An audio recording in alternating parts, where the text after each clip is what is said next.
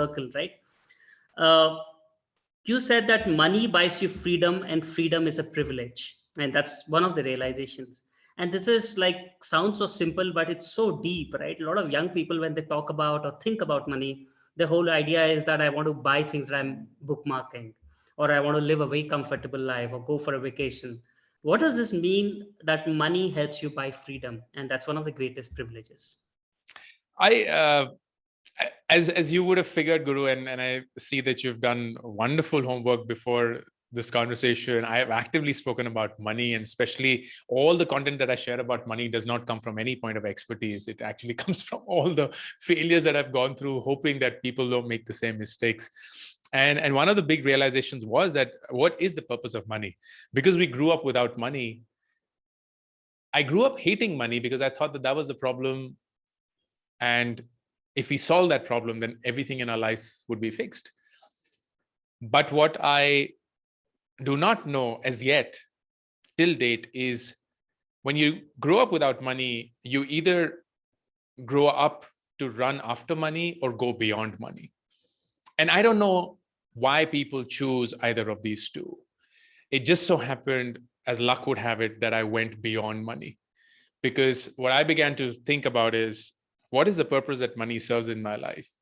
Thankfully, I was never someone who spent a lot on myself, was someone who wanted flashy things or went out for parties or anything like that. I'm an experiences person, so I love to spend it on just experiencing things and so on. And I realized what money gives you at the end of it, if you don't follow the status game and if you're not running after money, is that it gives you the freedom to do whatever you want to do with your time. If you have enough money, and people ask me, hey, what's retirement? I incidentally made a video on that retirement for me is not hitting a certain age. Retirement for me is getting to a point where your investment corpus is such that it generates a return which is greater than the salary that you make. So you don't have to ever work for money again. And that means that you can now choose where you want to spend your time, which is what most people would love to do. They would love to spend their time following their passion, like you are doing today, following something that you truly believe in and would want to do. And it gives you fulfillment. It may not make you as much money as it would have if you were to join the corporate race, or I'm very certain it will, but not because you're running after it, but because you're following something that you're so passionate about. It will unlock that capital eventually. But what you get is freedom.